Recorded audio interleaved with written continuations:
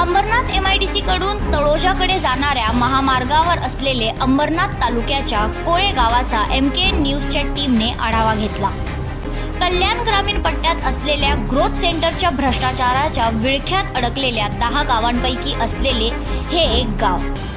या गावात शासनाकडून असलेल्या बांधकामाच्या परवानगी बंदी व आधी निर्माण झालेल्या बांधकामांना अनधिकृत घोषित करण्यात आलेले असल्यामुळे या गावातील तरुणांचा मुख्य व्यवसाय पूर्णपणे बंद झाला आहे। या गावात शासनाच्या कुठल्याही योजना गरजू नागरिकांपर्यंत पोहोचतच नसल्याचे स्थानिक नागरिकांचे म्हणणे आहे। लोकसभा निवडणुकीच्या या सत्रात MKN न्यूजची संपूर्ण टीम सध्या येऊन पोहोचली आहे कल्याण लोकसभा मतदारसंघाच्या ग्रामीण पट्ट्यात येणाऱ्या कोळे गावात। आपण जाऊया कोळे गावात आणि जाणून घेऊयात गेली 5 वर्षात नेमकी कोणती विकास कार्य या गावात झालेली आहेत आणि जर नाही झालेली आहेत तर त्यास कारणीभूत कोण आहे आणि येथील स्थानिक रहिवाशांचं त्याच्यावर काय मत आहे।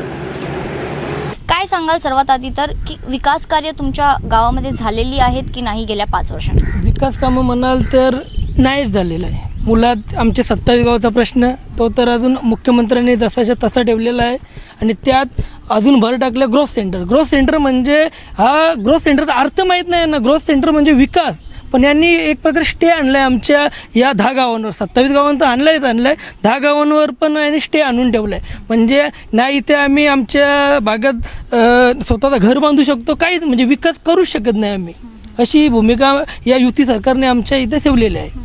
आणि राहिला प्रश्न आमचे बंधू म्हणजे आमचे आहेत त्यांनी बांधलेल्या इमारती ते आता ते अनधिकृत ठरवून त्यांचे रजिस्ट्रेशन बंद करतात। अरे पण याआधी यांनीच रजिस्ट्रेशन केलेले होते ना, मग अचानक GR नसताना यांनी कोणत्या प्रकारे यांनी रजिस्ट्रेशन बंद केले तो पण मोठा प्रश्न आहे। ग्रोथ सेंटरला घेऊन तुम्ही जिथले स्थानिक रहिवासी पाठपुरावा घेतायत ह्याचं काय म्हणणं आहे समोरच्याकडून?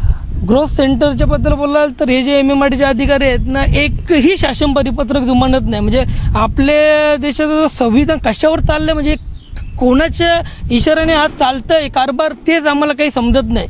कारण शासन परिपत्रक सांगतो वेगळं, हे करतात वेगळं, म्हणजे यांच्या मनानुसार हे वागत आहेत असा विषय आहे इथे। इथले जे स्थानिक युवक आहेत त्यांना रोजगार उपलब्ध करून देण्यासाठी वगैरे काही आधीच्या खासदारांनी प्रयत्न केले आहेत? अजिबात